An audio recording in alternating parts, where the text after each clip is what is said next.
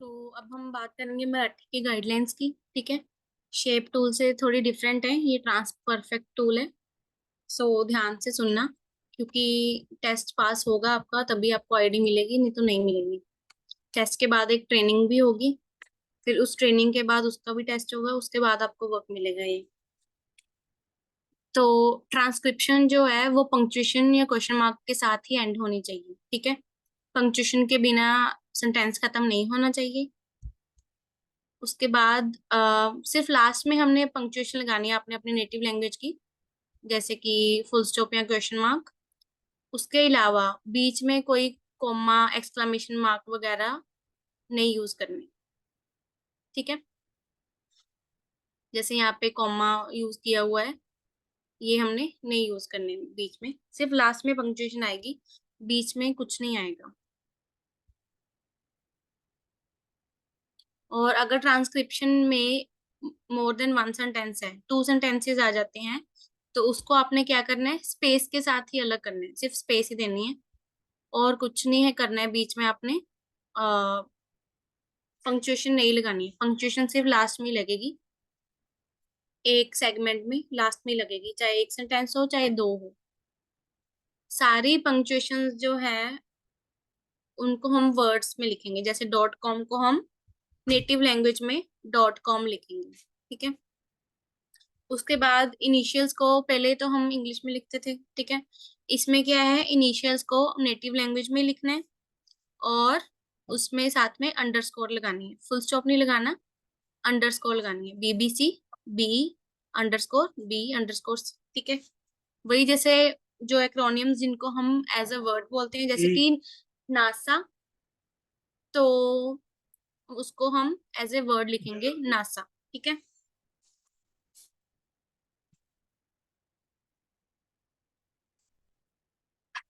अगर आप किसी एब्रीविएशंस को सुनते हो, जैसे कि मीटर, फुट, तो उसको आप शॉर्ट फॉर्म में नहीं लिखोगे, फुल वर्ड मीटर। डॉक्टर को सिर्फ डॉ नहीं लिखोगे, पूरा डॉक्टर लिखो। ठीक है। उसके बाद जो नंबर्स हैं उन सबको आपने राइट आउट करना है, वर्ड्स में लिखना है नंबर को। जैसे अगर 2021 बोले हैं तो न्यूमरल फॉर्म में नहीं आएगा, नेटिव लैंग्वेज में जिस जैसे बोले हैं वो वैसे लिख देना है। ठीक है।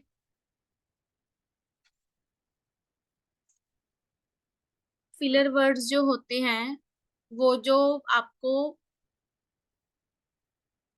ट्रांसक्राइब नहीं करने हैं यहाँ पे। ठीक है। फिलर वर्ड को इग्नोर करके बाकी का ट्रांसक्रिप्शन करनी है। और अगर कोई रेपिटिशंस हैं, जितनी बार रेपिटिशंस हैं उतनी बार आपने टाइप करना है। ठीक है।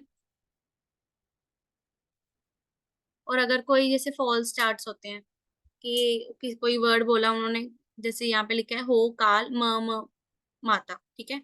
या मीला, तो जो उन्होंने वर्ड कंप्लीट करने से पहले दो बार स्टटरिंग की है, वो वर्ड्स हम नहीं लिखेंगे, सिर्फ मेन वर्ड लिखेंगे सही वाले। फॉल्स स्टार्ट्स अगर कहीं पे भी आते हैं तो वो हम नहीं लिखेंगे, पूरा वर्ड ही लिखेंगे जब वो पूरा वर्ड बोल देते हैं। उसके बाद जो फॉरेन टैग है उसको हम डिनोट करेंगे, चाहे आपको वो लैंग्वेज आती है चाहे नहीं आती है, वो वर्ड को लिखना नहीं है, सिर्फ फॉरेन टैग लगा देना है। प्रॉपर नाउन्स या लोन के वर्ड्स जो होते हैं उनको हम without foreign tag native language में लिखेंगे। किसी का नाम आ गया, कोई जगह का नाम आ गया, वो सब प्रॉपर नाउन में लिखेंगे। ठीक है। जो लोन वर्ड्स आ गए वो सब भी, कंप्यूटर, पार्टी, जो कॉमनली यूज होते हैं वो हम मराठी में लिखेंगे।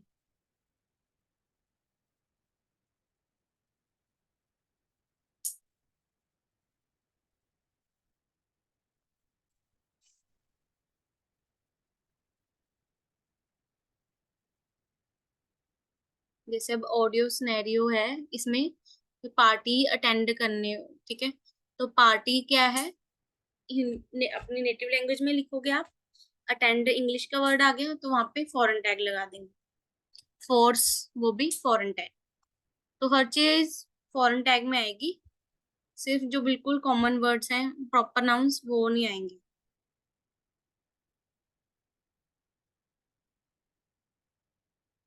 पार्टी को हम इंग्लिश में भी वही कहते हैं, मराठी में भी वही कहते हैं, तो वो मराठी में ही आएगा, जो चीजें दोनों में सेम होगी।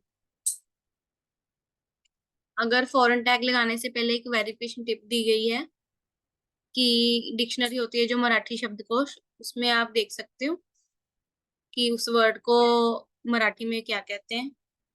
अगर तो सेम ही है तो कॉमनली एक्सेप्टेड है, तो हम उस वर्ड को मराठी में लिख सकते हैं। कोई ग्रामेटिकल एरर्स हैं उसको सही नहीं करना है, जैसे बोले हैं वैसा ही लिखना है, चाहे गलत बोला हो, खुद सही कुछ नहीं करना है। जो भी ब्रांड नेम्स हैं उनको एज इट इज लिखना है, जैसे उनका स्टैंडर्ड फॉर्म है लिखने का। जैसे आईफोन में आई हमेशा स्मॉल डालते हैं, पी कैपिटल डालते हैं, तो आईफोन 15 प्रो 15 भी न्यूमरल में आएगा। जो ब्रांड का नाम है उसमें कुछ चेंजेस नहीं होंगे, जैसे उस लोगो में होता है वैसे ही लिखना है। अब अगर पिछली गाइडलाइंस और इस गाइडलाइंस में कुछ चेंजेस हैं, तो जो अभी ये वाली गाइडलाइंस है हम इनको ही फॉलो करेंगे, ठीक है। करेक्ट पंक्चुएशन लगी होनी चाहिए ट्रांसक्रिप्शंस में। अब जैसे इसमें कॉमास कॉलन बोला हुआ है कि यूज कर लो, ठीक है, तो हम यूज कर भी सकते हैं, कर सकते हैं। हम इस वाली गाइडलाइंस को फॉलो करेंगे, बिकॉज इन्होंने यहाँ पे लिखा हुआ है कि कोई कंफ्लिक्ट है दोनों गाइडलाइंस में, देन ट्रांस फॉलोइंग गाइडलाइंस आप फॉलो करोगे, ठीक है। एक और चीज अब मुझे ये समझ आ गई है, ये पता क्या लिखा है कि ये जो फर्स्ट 10 क्वेश्चंस हैं उसमें आपने ऊपर वाली गाइडलाइंस ही फॉलो करनी है, पर जो लास्ट के 11 to 18 क्वेश्चंस आते हैं उसमें आपने ये वाली गाइडलाइंस यूज करनी है। टोटल 18 क्वेश्चंस होते हैं, ठीक है। फर्स्ट 10 क्वेश्चंस में जो होंगे आपको टेस्ट में, उसमें आपने कहीं और वो नहीं लगाना, पंक्चुएशन सिर्फ लास्ट में लगानी है। 11th क्वेश्चन में इससे आपने कॉमा वगैरह लगाना यूज कर सकते हैं बीच में, ठीक है, 11th क्वेश्चन से टेस्ट में। उसके बाद अगर एक से ज्यादा स्पीकर है तो स्पीकर 1 स्पीकर 2 डिनोट करके लिखेंगे, ठीक है। स्पीकर रोल अगर आपको पता चल रहे हैं तो आप रोल्स लिखेंगे रेदर देन स्पीकर 1 स्पीकर 2। जैसे कि आपको बातों से पता चल रहा है कि वो फादर एंड सन है, तो वो हम उसको फादर एंड सन लिखेंगे रेदर देन स्पीकर 1 स्पीकर 2। जैसे कि टेस्ट में भी एक क्वेश्चन आया था ऐसे ही, उसमें 3 स्पीकर्स बोल रहे थे। सबसे पहले पंडित जी की आवाज आई थी तो वो स्पीकर 1 हो गए, स्पीकर 2 में शायद लड़के की आवाज थी, स्पीकर 3 में लड़की की। तो उन्होंने पूछा था स्पीकर 2 एंड स्पीकर 3 में बताइए कौन है, तो क्या आना था, ग्रूम एंड ब्राइड। तो उस चीज का ध्यान रखना, स्पीकर 2 स्पीकर 3 अगर आप उल्टा भी कर दोगे तो वो गलत हो जाएगा, जो दूसरी बार में बोला है वो स्पीकर 2 रहेगा। फिर आते हैं फिलर वर्ड्स। फिलर वर्ड्स ऊपर क्या था रूल, फर्स्ट 10 क्वेश्चंस में फिलर वर्ड्स आपने नहीं लगाने हैं, 11 to 18 में फिलर वर्ड लगाने हैं, वो भी कौन से, सिर्फ ये 5। उसके अलावा अपनी तरफ से अगर आपने कुछ ऐड किया तो वो गलत होगा। सिर्फ ये स्टैंडर्ड 5 फिलर वर्ड्स हैं, इसको ही हम यूज कर सकते हैं, वो भी किसके साथ, विद हैशटैग, ठीक है। फिर आता है आगे कि कोई सेंसिटिव पर्सनल इंफॉर्मेशन है तो उसको हम टैग देंगे। किसका नाम आ गया तो नेम का टैग दे देंगे। अब इसमें भी ध्यान रखना है, यहाँ पे नेम लिखा है, जो टेस्ट में क्वेश्चंस आएंगे वहां पे वो टैग एक फुल नेम बना देंगे। फुल नेम टैग तो है ही नहीं, नेम टैग है, तो फुल नेम टैग मतलब वो वाला रॉन्ग क्वेश्चन है। ऑप्शंस आएंगे जब जिसपे नेम टैग लिखा होगा वो सही होता है। फिर आएगा सिक्योरिटी या सोशल सिक्योरिटी, तो सोशल सिक्योरिटी आएगा, सिक्योरिटी वाला नहीं आएगा। किसमें, जब हम पैन कार्ड का नंबर बता रहे हैं तब, जैसे कि नीचे ये यहाँ पे एग्जाम्पल दी हुई है सोशल सिक्योरिटी। तो इन चीजों का ध्यान रखना, जो टैग्स यहाँ पे हैं, नेम का टैग है, फुल नेम नहीं हम टैग लगाते, नेम टैग लगाते हैं। सोशल सिक्योरिटी लगाते हैं कहाँ से, जहाँ पे सिर्फ नंबर होगा पैन कार्ड का। उसके बाद कोई अदर साउंड्स आपको आ रहे हैं तो सिर्फ 2 टैग लगेंगे। अगर म्यूजिक का साउंड है तो म्यूजिक लिख के टैग, नॉइज का साउंड है तो नॉइज लिख के, इसके अलावा कोई तीसरा टैग नहीं है।